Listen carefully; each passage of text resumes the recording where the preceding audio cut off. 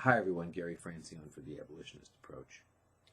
A question I'm asked frequently is, what do I mean when I use the expression non-human person? It's a good question. Let me try to give you a brief answer.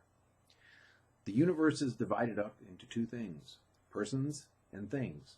I am a person. This pen is a thing. When we say I'm a person, what we mean is I have moral value. I have inherent value. I value myself even if no one else values me.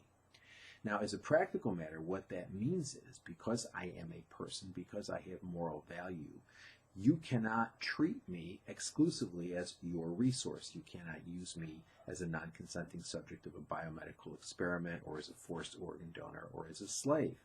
I have a moral right, which is actually protected by law, in terms of not being used as property, not being used as a thing. Okay? Property are things that we own. Okay? Not all things are owned, but property are the things that we own. Okay? Now, are all humans persons? Well, they ought to be, but we have an institution called chattel slavery, which we've had for thousands of years, and it exists today, where humans are treated as things. And that's why we object to chattel slavery, because it involves treating humans who have moral value as though they had no moral value and that they were things that we could use exclusively as resources. Okay? And that's why we object to slavery, because it treats persons as things. But when we say person, what we really mean is that which has moral value. That which has moral value, a being who has moral value.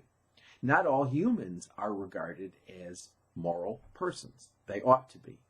The problem is no animals are regarded as moral persons, except by some of us who have rejected the idea that animals are things. But as far as the law is concerned, animals are things. Now I'm going to bring Duncan back. You've met Duncan before. He actually has a following. Duncan sits under my desk. Hello, Duncan. Hello. Okay. Now, as far as the law is concerned, Duncan is no different from this pen. I can throw this pen. This thing is a piece of property I own. I can throw it away if I wish. I can take this piece of property to a kill shelter, dump him off, and let them kill him if they can't find him a home, or let them kill him if they think he's too old or that he's not appealing enough. Can you imagine? But in any event, so he's a piece of property. Now, if my arguments that I've been making for the past 25 or so years is right, my argument is right, then we cannot justify treating Duncan as a thing or treating any sentient being as a thing. All sentient beings have to have the right not to be used as property. All sentient beings have to be moral persons.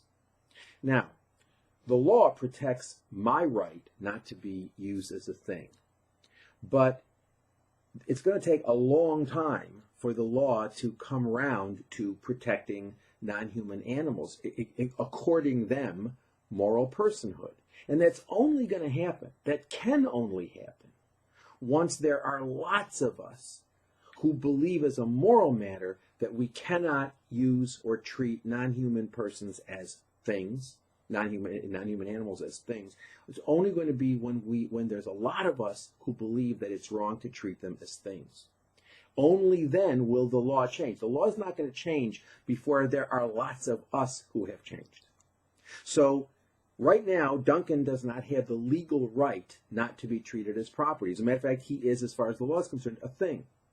But for those of us who reject that, for those of us who believe as a moral matter that non-human animals are not things, we can change today. We can put that into practice today. And the way we put that into practice is by going vegan. Because if animals are non-human persons, we cannot justify eating them, wearing them, using them. We have an obligation to go vegan. And it's easy to go vegan.